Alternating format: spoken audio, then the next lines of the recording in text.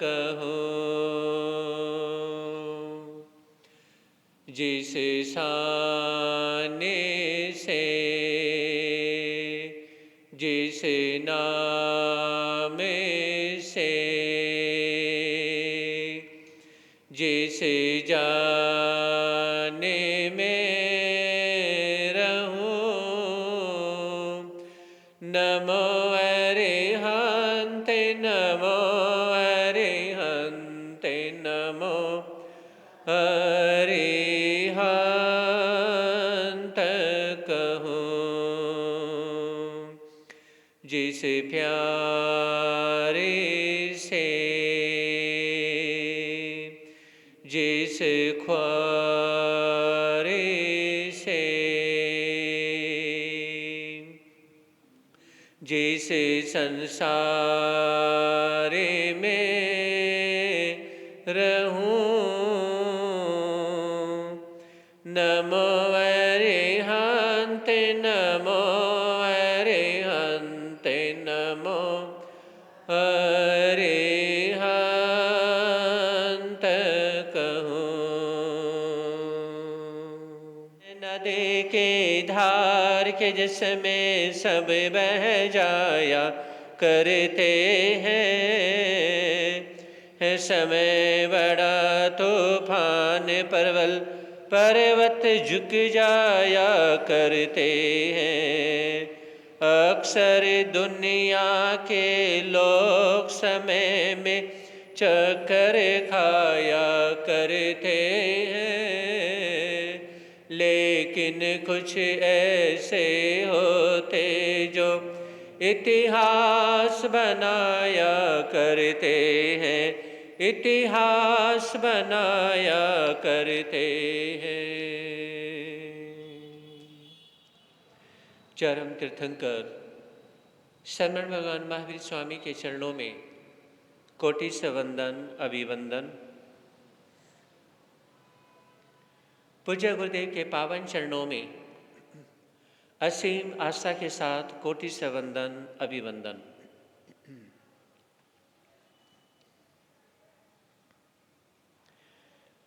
सुन रहे आप लोग श्रीपाल मैना सुंदर की कहानी।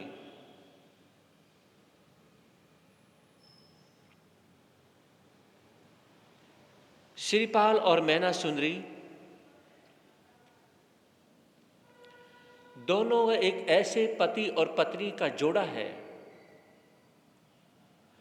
जो पूरी तरह से अपनी पत्नी अपने पति के प्रति समर्पित हैं। दोनों ही एक दूसरे की खूबियों को जानते हैं, बखूबी एक दूसरे का साथ निभाना भी जानते हैं।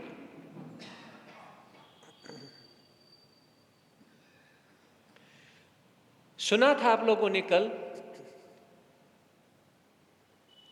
श्रीपाल को धवल सेठ के द्वारा समुद्री जहाज से पानी में गिरा दिया जाता है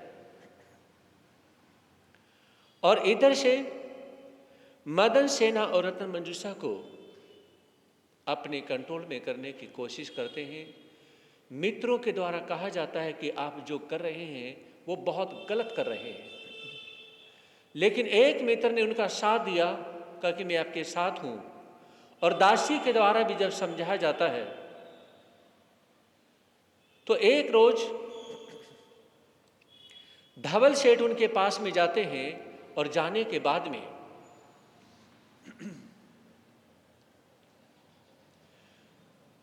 उनसे बातें करने की कोशिश करते हैं और बातें करने लग जाते हैं, अपने कंट्रोल में करने की कोशिश करते हैं। इधर से नवकार मंत्र की आराधना दोनों ही कर रही हैं। मदन सेना और रत्न मंजूषा दोनों नवकार मंत्र की आराधना कर रही हैं और आराधना करते करते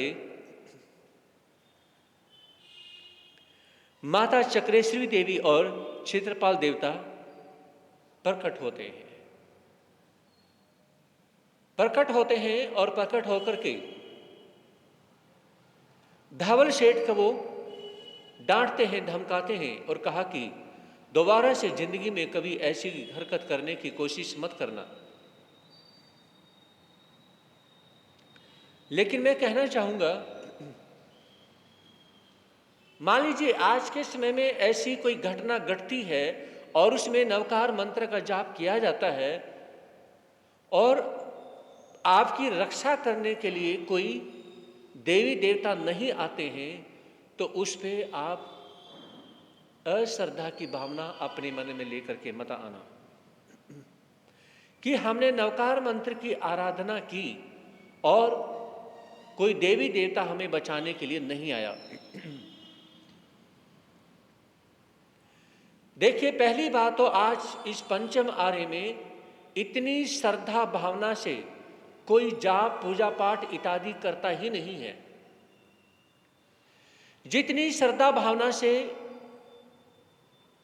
मदन सेना ने रत्न मंजूषा ने करी, वैसी मंगल भावना से कोई भी नहीं करता है।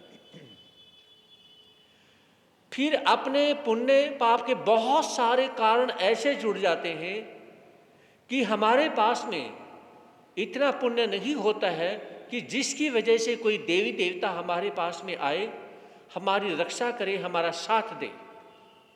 इतना पुण्य हमारे पास में नहीं होता है।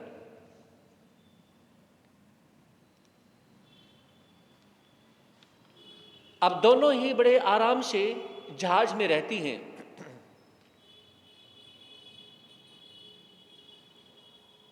और देखिए,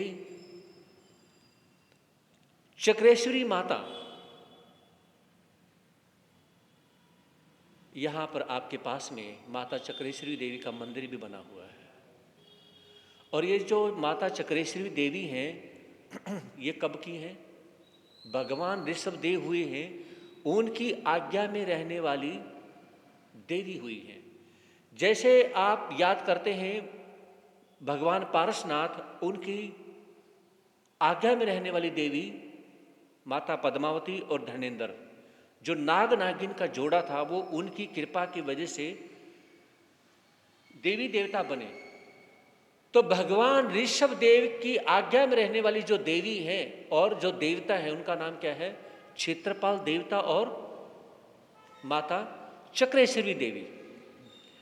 तो चक्रेश्वरी देवी कहती हैं कि सुनो, आपके पति आपको मिल जाएंगे, वो कंको द्वीप पर सुरक्षित हैं, एक बगीचे में घूम रहे हैं। जब उनको समुद्र में गिराया गया था तो एक मगरमच्छ उनका साथ देता है और मगरमच्छ अपनी पीठ पर बिठा करके उन्हें वहां छोड़ देता है और वो कंको द्वीप पर वहां पे रुके हुए हैं, एक पार्क बगीचे में आराम कर रहे हैं। कोई परेशानी नहीं है, किसी प्रकार की उन्हें कोई दिक्कत, ऐसा कोई दुख नहीं है। और आपको अपने पति मिल जाएंगे, आपका जहाज वहां पे जाएगा तो क्या होगा? आपको अपने पति मिल जाएंगे। इस प्रकार से कह करके माता चक्रेश्वरी देवी और क्षेत्रपाल देवता अंतर्ध्यान हो जाते हैं, वो तो चले जाते हैं। इधर धवल सेठ वो समझने के लिए तैयार ही नहीं है। देवी देवता ने भी समझा लिया, फिर भी समझने के लिए तैयार नहीं। हर किसी ने समझा के देख लिया, लेकिन धवल सेठ समझने के लिए बिल्कुल भी तैयार नहीं है। उन्होंने विचार किया, देखता हूं इनके पति मिलते कैसे हैं। मैं अपने जहाज को कंको द्वीप की तरफ लेकर ही नहीं जाऊंगा, तो मुझे ये बताएं कि वो मिलेंगे कैसे। तो धवल सेठ अपने जो जहाज थे उनकी डायरेक्शन, उनकी दिशा अलग साइड करने की कोशिश करते हैं। तो माता चक्रेश्वरी देवी समझ आती है कि यह हरकत किए बिना रहेगा नहीं। बुरे आदमी को जितना मर्जी समझाया जाए वो अपनी बुराई नहीं छोड़ता। उन्होंने क्या किया, क्योंकि पहले के समय में जो पानी में जहाज इत्यादि चलते थे उन पे बहुत बड़ा पर्दा बंधा हुआ होता था और वो हवा के झोंके से चलते थे। अब उन्होंने क्या है कि माता चक्रेश्वरी देवी तो उनके पास में तो अनंत शक्ति है, तो उन्होंने क्या किया कि हवा का एक ऐसा तेज झोंका किया कि धवल सेठ चाहते हुए भी, नहीं चाहते हुए भी, उनका जहाज अपने आप ही कंको द्वीप की तरफ लगना शुरू हो गया। ये कहते हैं कि धर्म की शक्ति बहुत बड़ी शक्ति होती है। तो कंको द्वीप जो था वहां पर जाके जहाज लग जाता है, और वहां जहाज पहुंचने के बाद में धवल सेठ उतरते हैं। कहा कि देवी ने बात कही थी कि कंको द्वीप पर कौन मिलेंगे? इनके पति श्रीपाल मिलेंगे।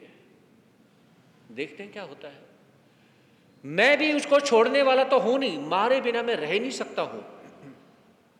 जबकि श्रीपाल उन्हें बार बार कहते हैं कि आप मेरे धर्म के पिता हैं, उनकी बुराई को अनदेखा करने की कोशिश करते हैं, लेकिन इधर से धवल सेठ है कि वो समझने के लिए तैयार ही नहीं। धर्म के पिता मानने के बावजूद भी, क्या धर्म के पिता मानने के बावजूद भी वो समझने के लिए तैयार नहीं है।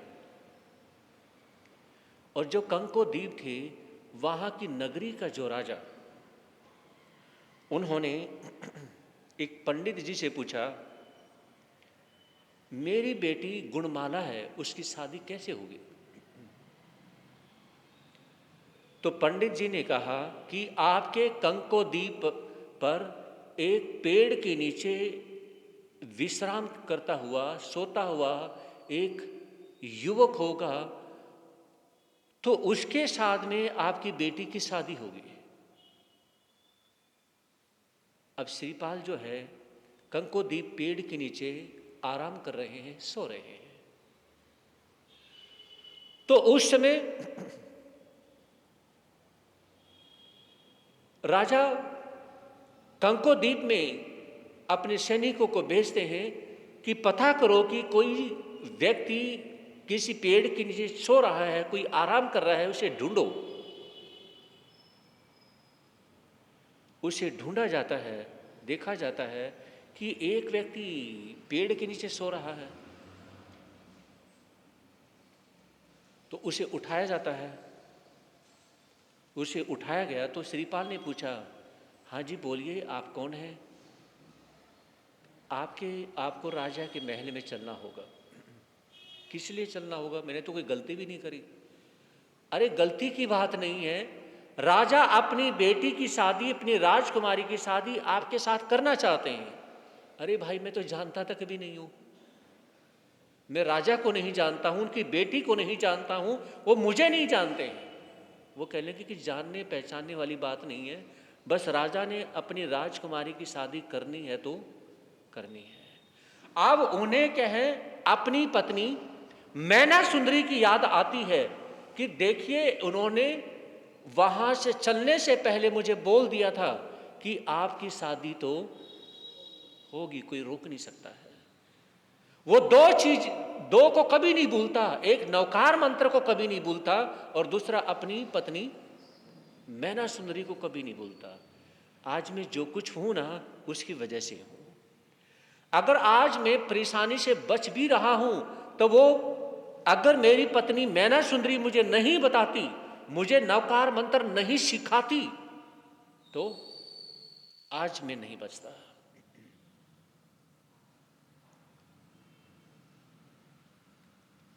यहां पर कल 3-4 जोड़े मंगल पाठ सुनने के लिए पहुंचे, और उनके साथ में जो छोटे छोटे बच्चे थे, उन बच्चों ने नवकार मंत्र जब सुनाया, सभी ने तिखुतों का पाठ सुनाया, नवकार मंत्र सुनाया, बहुत अच्छा लगा। जब भी कोई त्योहार बाहर होता है, उसमें जोड़े के साथ में संतों के पास में दर्शन करने के लिए पहुंचना और मंगल पाठ सुनने के लिए पहुंचना, ये अपने आप में बहुत बड़ी बात है। और मैं कहना चाहूँगा, आगे भी कभी भी जब भी करवा चौथ, दशहरा, कोई भी त्यौहार हो, तो अपने संतों के पास में जरूर पहुँचें, दर्शन करें और मंगल पाठ सुनने के लिए पहुँचें। दशहरे के दिन भी 3-4 जोड़े यहाँ पर पहुँचे थे, बाकी के नहीं पहुँचे, और कल भी 3-4 जोड़े यहाँ पर पहुँचे। तो मेरे कहने का मतलब उनके साथ में जो छोटे छोटे बच्चे थे, उन बच्चों ने जो पाठ यहाँ पर सुनाया मुझे बहुत अच्छा लगा। तो कल का दिन आपके लिए सौभाग्य का दिन था, आपके लिए सौभाग्य का दिन था। और मुझे ये महसूस हुआ कि जहां पर ऐसे परिवार, यानी कि जब किसी त्योहार बार पे दर्शन करने के लिए आते हैं, तो वो हमारे लिए एक समर्पण का दिन, श्रद्धा का दिन बन जाता है। हमारे लिए समर्पण का दिन आपका और श्रद्धा का दिन बन जाता है कि हमारे अपने जो परिवार हैं, जो हमारे यहाँ पर जो जैन परिवार हैं, वो कितनी श्रद्धा आस्था रखते हैं कि अपने संतों से मंगल पाठ सुन के आना है, दर्शन करके आना है। ये जब हम देखते हैं तो हमें बहुत अच्छा लगता है। और कल भी जो 3-4 जोड़े यहाँ पर पहुँचे और उन्होंने यहाँ पर बैठ के भी गए, मंगल पाठ सुन के गए, ये बहुत अच्छा लगा। तो उसमें अपनी पत्नी को याद करते हैं और नवकार मंत्र को याद करते हैं। श्रीपाल सोचने लगे, जो होना है वो होकर रहेगा, मैं उसको टाल नहीं सकता। मेरी शादी उसके बाद भी 2 राजकुमारी के साथ हो चुकी है और अब फिर एक राजकुमारी के साथ शादी होने जा रही है। अब जो होना तो होगा ही, मैं कैसे रोक सकता हूं। तो श्रीपाल राजा के राजमहल में पहुंच जाते हैं। वहां पे उनकी शादी गुणमाला के साथ में कर दी जाती है। जब गुणमाला के साथ में शादी हो जाती है और इधर से धवल सेठ कंकोद्वीप पर पहुंचकर उस नगरी में पहुंचते हैं, उन्हें पता लगता है कि यहां पर श्रीपाल पहले से आए हुए हैं और आने वाले जो मेहमान थे, उनकी मेहमान नवाजी, उनका सत्कार सम्मान करने के लिए राजा ने श्रीपाल को ही लगाया हुआ था, है ना। तो श्रीपाल आते हैं, जैसे ही एंट्री करते हैं कौन, धवल सेठ, तो श्रीपाल उनका भी सत्कार करते हैं, सम्मान करते हैं। ना तो धवल सेठ वो कुछ बोलते हैं और ना श्रीपाल कुछ बोलते हैं। दोनों एक दूसरे को देखते हैं, पहचान लेते हैं। और धवल सेठ का तो ऐसे हो गया जैसे काटो तो खून नहीं। श्रीपाल चले गए। धवल सेठ ने एक सैनिक को बुलाया कि इधर आओ, ये व्यक्ति कौन है। जानता तो था, पूछे कि ये व्यक्ति कौन है। कहा कि ये श्रीपाल है। कहाँ रहते हैं। हम, मुझे नहीं पता कहाँ रहते हैं। यहाँ कैसे आए, मुझे नहीं पता कैसे आए। ये पता नहीं, ये समुद्र में बहते बहते आ रही, यहाँ पे निकले और निकले तो राजा ने अपनी बेटी गुणमाला की शादी इनके साथ कर दी। हे भगवान, जहां भी किसी भी नगरी में जाता है वहीं पे राजा अपनी राजकुमारी की शादी इसके साथ कर देता है और मेरा एक जहाज धनमाल के साथ भर देता है।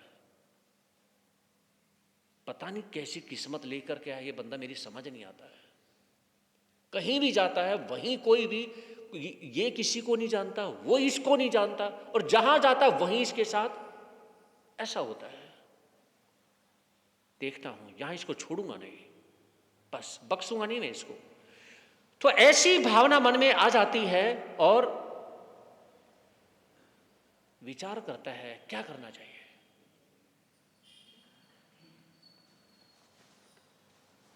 ऐसा कोई षड्यंत्र करना चाहिए जिससे ये पूरी तरह से बर्बाद हो जाए, राजा ही इसको फांसी पे चढ़ा दे और जिस राजकुमारी के साथ शादी हुई है वो इसको दुत्कार दे, छोड़ दे। ऐसा कोई षड्यंत्र रचा जाए तो कितना अच्छा हो। ये विचार करते हैं और विचार करने के बाद में वहाँ से नगरी से एक जो भांड होते हैं ना, नाटक करते हैं और कहते हैं कि भांड नाटक वगैरह करने में सबसे आगे रहते हैं। तो एक वहाँ से मंडली गुजर रही थी, मंडली को रोका कि ठहरो, उनके हेड को भी बुलाया कि आप ऐसा करें, आप मेरी बात माने, ये लो 1,00,000 सोने की मोहरें, जो मैं कहूँ वो करना है। कहा कि करना क्या है? कहा कि वो तो मैं समझा दूंगा क्या करना है, लेकिन वही करना पड़ेगा जो मैं तुम्हें आज्ञा दूंगा। 1,00,000 सोने की मोहरें, हाँ जी, 1,00,000 सोने की मोहरें पकड़ो और जो मैं तुम्हें आज्ञा दूं वो करो। कहा कि ठीक है। अब धवल सेठ ने उनको पूरी तरह से गाइडलाइन दे दी, समझा दिया। तो अब वो जो भांड मंडली थी, अब वो भी राजमहल में पहुंच जाती है। सारे के सारे, कोई 2-4 नहीं, सैकड़ों बंदे हैं। सारे के सारे सैकड़ों बंदे राजमहल में पहुंच गए। राजा ने देखा कि कमाल की भांड मंडली मेरी राजसभा में कैसे पहुंच गई? किसने कहा तुम्हें आने के लिए? भांड मंडली के जो सरदार थे, जो मेन हेड थे, वो कहने लगे, राजा रुकिए रुकिए, हम ऐसे नहीं आए हैं, हम बहुत बड़े एक किसी कारण की वजह से हैं। अरे तुम्हारा कारण मेरे राजमहल में क्या हो सकता है भाई? ये बताओ, तुम्हारा कारण यहां क्या हो सकता है? बताइए क्या काम है, क्या कारण है तुम्हारा? तो उसमें, अब उनमें भांड मंडली जो होती है उसमें जेंट्स लेडीज सभी होते हैं। एक बड़ी एज की लेडीज आती हैं, वो कहने लगी, राजन, ये जो श्रीपाल है ना, ये मेरा बेटा है, ये श्रीपाल मेरा बेटा है। और हम जहाज में थे, और जहाज में मेरे 2 बेटे थे, दोनों बेटे समुद्र में गिर गए। एक बेटे की तो डेथ हो गई और दूसरा ये बेटा है। और वो उस यानी कि श्रीपाल के पास आती हैं, रोना धोना करती हैं, नाटकबाजी करती हैं। अरे बेटा तू कहाँ चला गया था? तू, हम तो तेरे को ढूंढते यहां पर पहुंच गए। बेटा तू कैसा, तबीयत तो ठीक है ना? बेटा तुझे कोई चोट तो नहीं लगी ना? श्रीपाल सोचने लगा, धवल सेठ ने अपनी चाल चल दी, विचार करने लगा, मैं इसको पिता के समान मान रहा हूं, इसका सम्मान कर रहा हूं, लेकिन ये हरकत से बाज ही नहीं आ रहा है। लेकिन कह कुछ नहीं सकते थे। तो वो कहती है कि बेटा, मैं तुझे याद करते करते रो रो के मेरा बुरा हाल हो चुका है, और तुझे अपनी मां की याद भी नहीं आती। इतने में से एक लेडीज और निकल के आती है। वो कहने लगी, भैया भैया, पता है मैं आपके बिना रह भी नहीं पा रही थी। भैया मुझे याद आ रही थी कि मैं किसको राखी बांधूंगी। अब एक और लड़की आ जाती है, वो श्रीपाल के पास में। राजा देखने लगे, कमाल है, ये यानी कि भांड परिवार से है। तो उसमें एक लड़की और यंग एज की आती है। वो कहने लगी, पतिदेव आप कहाँ थे? मैं तो आपको ढूंढते ढूंढते यानी कि पागल हो चुकी, मेरा क्या हाल हो रखा देखो। अरे रोड पे धक्के खाते खाते मेरा ये हाल हो चुका है, और आप राजमहल में हैं। इस तरह से बहुत सारी वहां पर जो भांडों की जो टोली थी, कोई उसे कुछ अपना कुछ बताता है, कोई उसे अपना फ्रेंड बताता है, कोई उसे अपना भाई बताता है कि तो मेरा भाई है, तो मेरा ये है। बहुत सारे रिलेशन उसके साथ बना दिए, और कहने लगे, राजन, ये जो श्रीपाल है ना, ये हमारी मंडली का ही है, हम भी भांड हैं, ये भी भांड है, और आपने अपनी राजकुमारी की शादी इसके साथ कर दी, ये तो हमारा सौभाग्य है। मतलब वो कहते हैं कि पानी में आग लगाने वाली बात, कि ये तो हमारा सौभाग्य है, भांडों का इतना बड़ा सौभाग्य है, और क्या हो सकता है कि एक राजकुमारी के साथ हमारे लड़के के साथ हो गई, हम तो मजे करेंगे। अब ये कहा, राजा को बहुत गुस्सा आया। इनडायरेक्टली क्या हो रही है? इंसल्ट हो रही है। बहुत बुरा लगा। तो उसने कहा कि इसको पकड़ लो। सिपाहियों को आज्ञा दी राजा ने, इस श्रीपाल को पकड़ लो। अब वो चाहता तो अपनी विद्या का प्रयोग कर सकता था, लेकिन श्रीपाल ने अपनी विद्या का प्रयोग नहीं किया। कोई बात नहीं, इनको पकड़ने दो, मैं देखूंगा कि ये क्या करेंगे मेरे साथ। पकड़ लिया और उसको राजमहल में सामने, राजा के सामने बांध दिया। राजा के सामने बांधने के बाद में कहा कि रस्सियों से इसे बांध दिया जाए, और बांध दिया। तो उसमें एक दासी महल में जाती है, जिस राजकुमारी के साथ, नाम क्या था, गुणमाला, गुणमाला के साथ शादी हुई, उसको बोलती हैं कि आपकी शादी जिस श्रीपाल के साथ हुई है ना, वो तो भांड है, और राजा ने उसको रस्सियों से बांध दिया है, और उसको सजा देने वाले हैं, हो सकता है उसको मौत की सजा दे दें। और बहुत सारे वहां पर भांडों की मंडली भी आई हुई है, पता नहीं क्या होगा कि कुछ नहीं पता। गुणमाला भागी भागी आती हैं कि कमाल हो गया, मेरी उसके साथ शादी हुई है, वो भांड है, और राजा ने उसको बांध दिया है, ये सब कैसे हो गया, मुझे समझ नहीं आ रहा। गुणमाला पास में आती है। देखिए, एक बात समझने की है, गुणमाला ने अपने पिता राजा से ये नहीं कहा, या वो गुणमाला नाराज नहीं हुई, गुणमाला डायरेक्ट किसके पास में गई, श्रीपाल के पास में गई।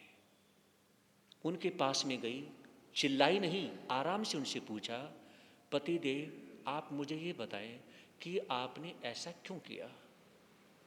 मैं अपने पिता से नहीं पूछ रही हूं, मेरे पिता ने आपको बांध दिया है, अगर वो चाहती तो जब ये हो चुका है इसका मतलब ये अपराधी है, लेकिन नहीं। ऐसे कानों देखी आंखों सुनी भी गलत हो जाती हैं। डायरेक्ट उससे पूछा, पतिदेव आपने ऐसा क्यों किया।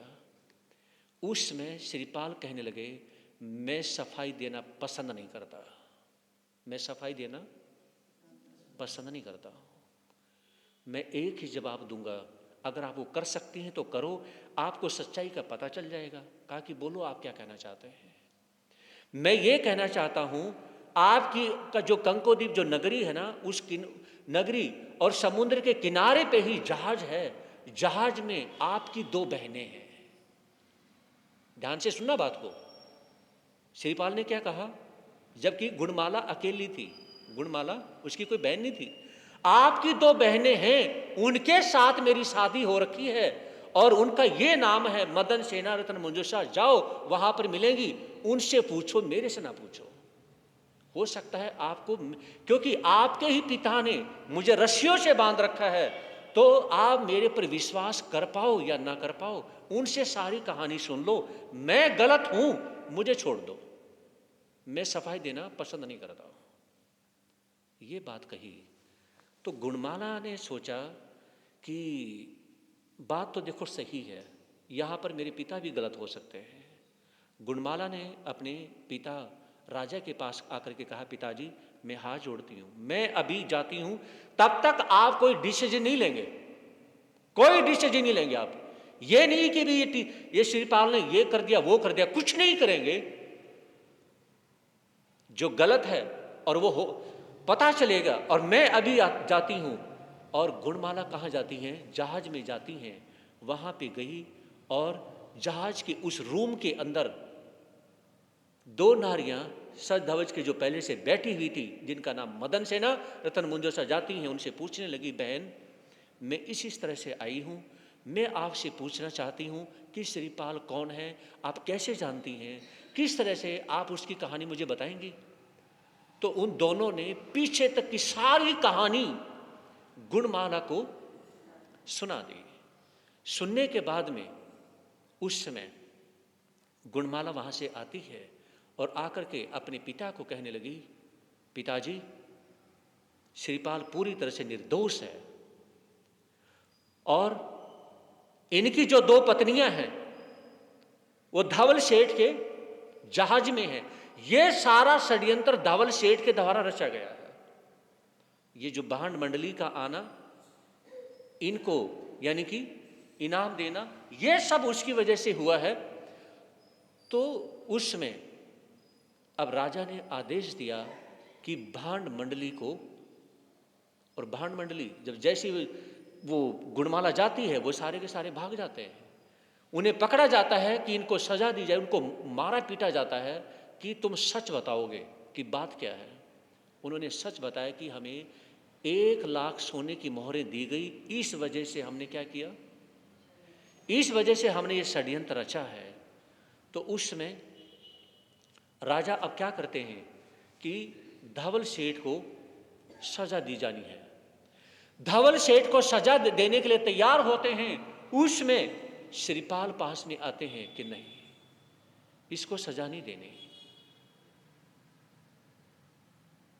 गुणमाला पास में आती हैं और पास में आकर के उन्होंने बताया कि आप जिसको सजा देने से मना कर रहे हो ना,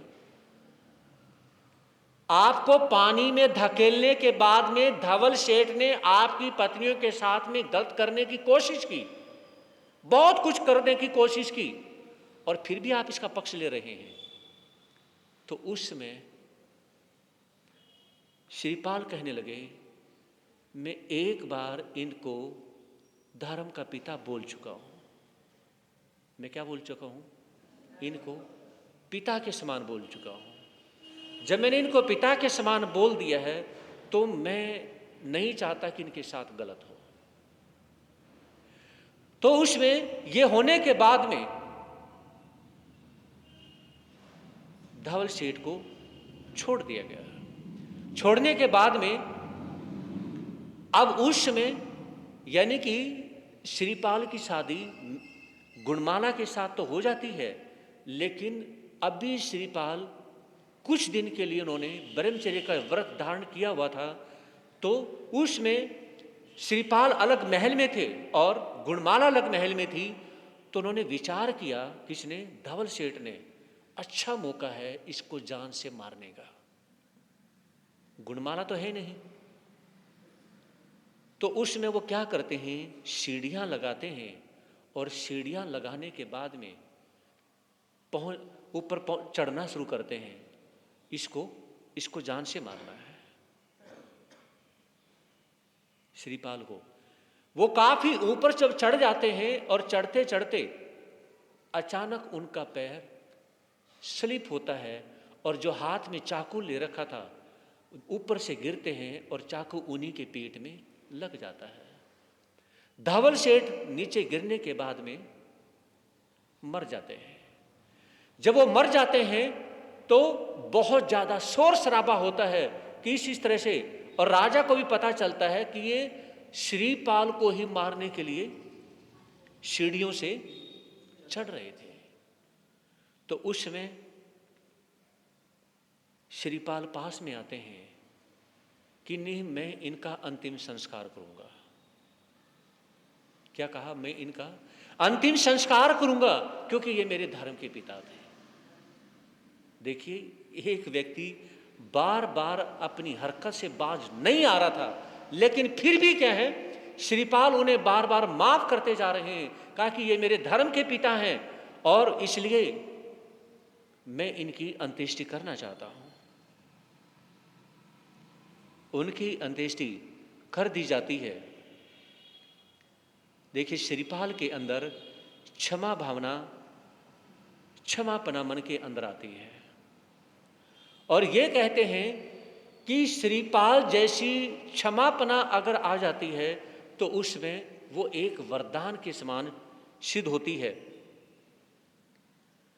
तो राजा क्या करते हैं, श्रीपाल को एक 7 मंजिला महल उन्हें देते हैं कि आप यहां पे रहो, आराम से रहो।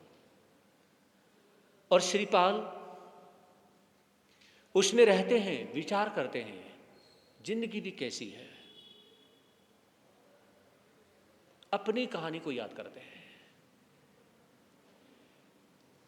जब भी किसी साधु साध्वी को समझाना होता, किसी साधु साध्वी को गाइडलाइन करना होता, उसमें भगवान महावीर उसे गूढ़ ज्ञान नहीं देते थे। हाँ जी, समझ रहे? भगवान महावीर किसी को समझाने के लिए उसी को, जिसको समझाना होता, उसके पूर्व जन्म की कहानी उसी को सुना देते हैं।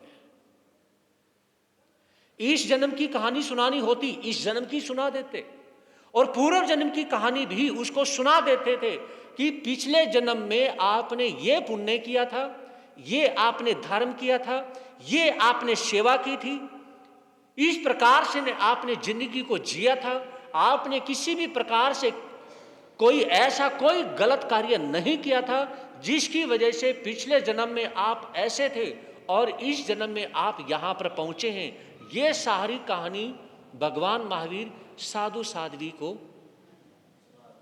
बोलो सुना दिया करते थे।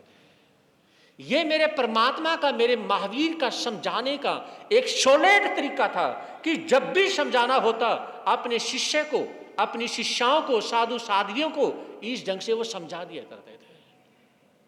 अब वो ऐसा समझ जाता था वो कि अगर उसे कोई बिगाड़ता तो भी वो बोलते क्यों नहीं, बिगड़ता नहीं था कि पिछले जन्म में ये कर्म किया था, उसकी वजह से आज आपको ये अच्छा परिवार मिला, अच्छा कुल मिला, अच्छा धर्म मिला, अच्छे गुरु मिले, और आपकी जो श्रद्धा भावना की वजह से आपको मानुष का चोला मिला, और इस जन्म में आप ये कर रहे हैं। ये सारी कहानी मेरे महावीर सुना दिया करते हैं। और यहां पर श्रीपाल अपनी ही कहानी को खुद याद कर रहे हैं। कहां से जिंदगी चली थी। राजा के घर में जन्म हुआ है ना, राजा के घर में जन्म हुआ, वहां से निकाल दिया गया, और फिर अपनी मां के साथ में कुछ भी नहीं था। मां और बेटा चलते हैं और उसमें 700 कौड़ियों के साथ में मेरी मां मुझे बचाने के लिए 700 कौड़ियों के बीच में चलती है ताकि मेरे बच्चे को कोई देख ना ले, लेकिन मेरे इलाज के लिए मां मुझे छोड़ करके चली जाती है। और उसमें मैं 5-7 साल का था।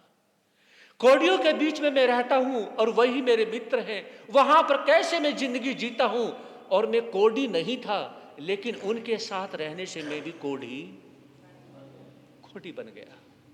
उसके बाद में यानी कि मैना सुंदरी के साथ मेरी शादी होती है, और शादी होने के बाद में उस मैना सुंदरी ने मुझे नवकार मंत्र की आराधना दी और मुझे ठीक किया। और उन्होंने फिर ठीक करने के बाद में उन्होंने कहा कि पतिदेव आप मेरे पिता के घर में रहें, और पिता के घर में रहा तो मैंने विचार किया कि मुझे दामाद बन करके नहीं रहना है। मैंने अपनी पत्नी को छोड़ा और कहा कि मैं 12 साल में अष्टमी के दिन पहुंच जाऊंगा, और कई साल हो चुके हैं अपनी पत्नी का चेहरा देखते हैं, विचार कर रहे हैं, सारी कहानी पीछे से याद करते आ रहे हैं। ये कहानी भी कैसी है, मुझे नहीं लगता कि ऐसी कहानी किसी और की भी होगी। एक ही जन्म में इतनी शादियां भी होती जा रही हैं। मना करता हूं तो परेशानी, करता हूं तो परेशानी, कहीं जाता हूं तो परेशानी, मैं किसी का बुरा नहीं करता तो परेशानी, मैं अच्छे से रहता हूं तो परेशानी, मैं पूजा पाठ करके रहता हूं तो परेशानी। मुझे समझ नहीं आता जिंदगी मुझे कहां लेके जाएगी। क्या पता नहीं जिंदगी कहां लेके जाएगी। एक पत्नी से शादी करता हूं वो छूट जाती है, दूसरे से शादी हो जाती है, उससे शादी करता हूं वो छूट जाती है, फिर तीसरी से हो जाती है। पता नहीं मेरी किस्मत में क्या लिखा है, भगवान ही जानता है। मैं तो अपनी इस जन्म की कहानी तो जानता हूं, लेकिन आगे पीछे का मुझे तो कुछ नहीं पता।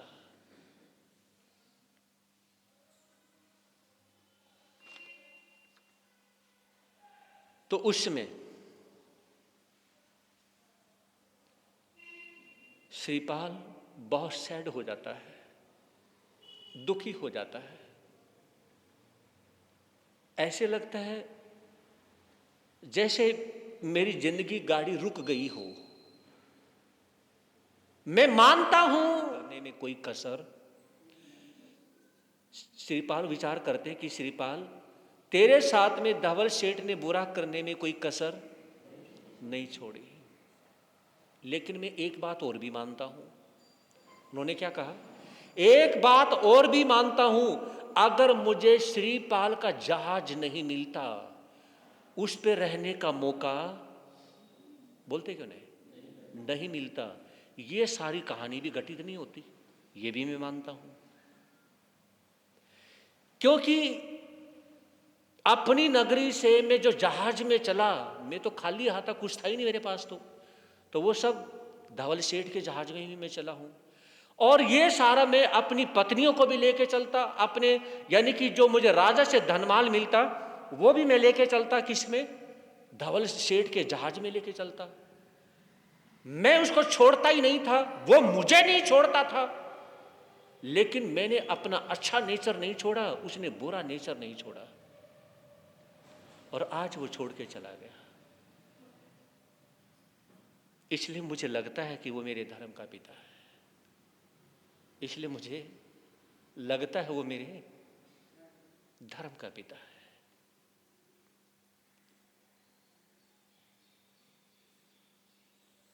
उस समय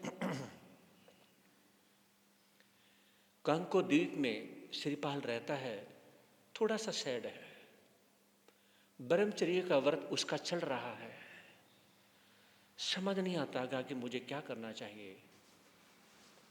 धवल के सेठ के साथ में ही जहाज में मैं इधर से उधर जाता था, जिंदगी पता नहीं चल रही थी। अब आगे कई साल तो गुजर गए, आगे जो कई साल बचे हैं, और मुझे अष्टमी के दिन अपनी पत्नी मैना सुंदरी के पास जाना है, और मुझे अभी नहीं जाना। मैं मानता हूं मैं उस नियम को तोड़ूंगा नहीं। क्या कहा? मैं उस नियम को तोड़ूंगा नहीं, चाहे जितनी मर्जी परेशानी आ जाए, मैं अष्टमी के दिन 12 साल के बाद मैना सुंदरी के पास जाऊंगा। बैठे बैठे देखते हैं एक व्यापारी की मंडली निकल रही है मेन रास्ते से, और श्रीपाल देख रहे हैं। जब व्यापारियों की मंडली निकल रही थी, पता नहीं श्रीपाल के मन में क्या बात आई, खड़े होते हैं और उस जो व्यापारियों की मंडली थे ना, उसके पास चले जाते हैं। उनके हेड के पास जाकर के, जो बड़े मेन हेड थे उनके पास गए, और जाने के बाद में कहा कि मैं आपसे कुछ पूछना चाहता हूं। अब वो जो बड़ा मेन व्यापारी तो सोचने लगा, कमाल है, ये अचानक व्यक्ति उठ करके मेरे पास आया और कहा कि मैं आपसे कुछ पूछना चाहता हूं।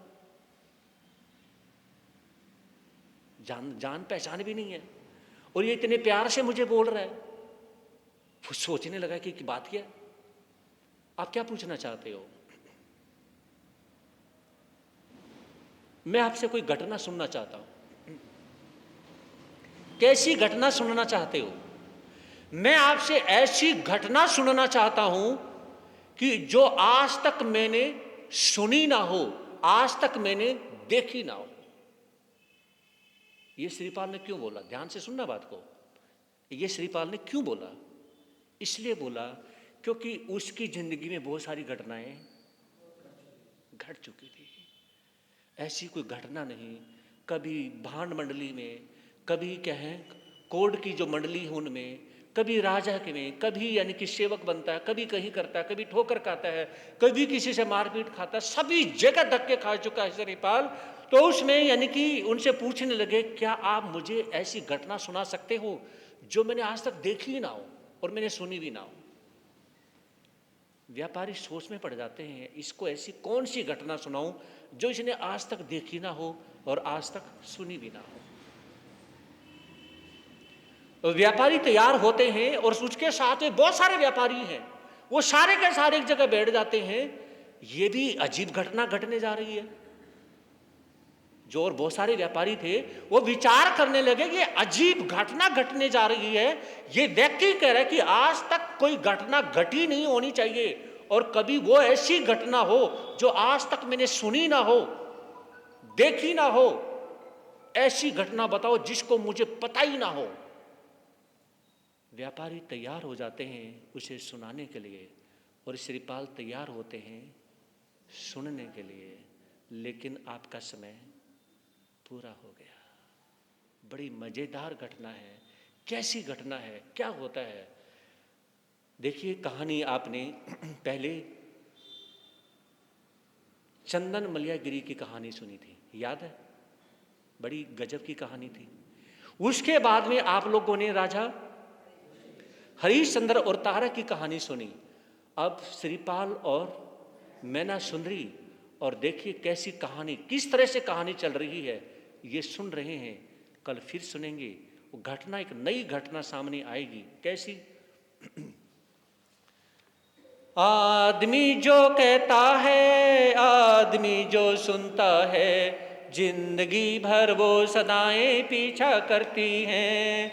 आदमी जो कहता है, आदमी जो सुनता है, जिंदगी भर वो सदाएं।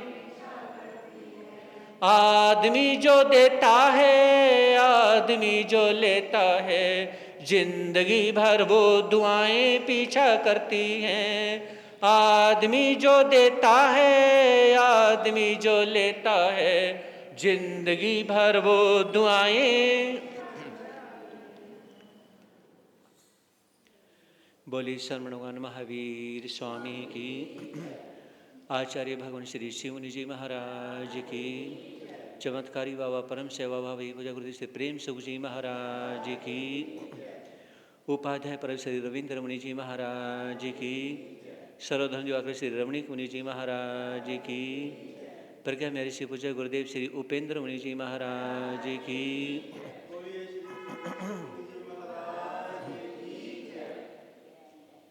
जैन धर्म की, श्री चत्तारी मृंता मंगलम सिद्धा मंगलम साव मंगलम केवली प्रणंतोधम मंगलम, चत्तारी लोगोत्तमा अरियंता लोगोत्तमा सिद्धा लोगोत्तमा साव लोगोत्तमा केवली प्रणंतोधम लोगोत्तमा, चत्तारी शरण पवे जामी अरिहंते शरण पवे जामी सिद्धे शरण पवे जामी साहु शरण पवे जामी केवली प्रणंतो धम्मो शरण पवे जामी अरिहंतों का शरण, सिद्धों का शरण, साधु का शरण, दयाधर्म का शरण, ये चार शरण दुख हरण जगत में, और न शरणा कोई,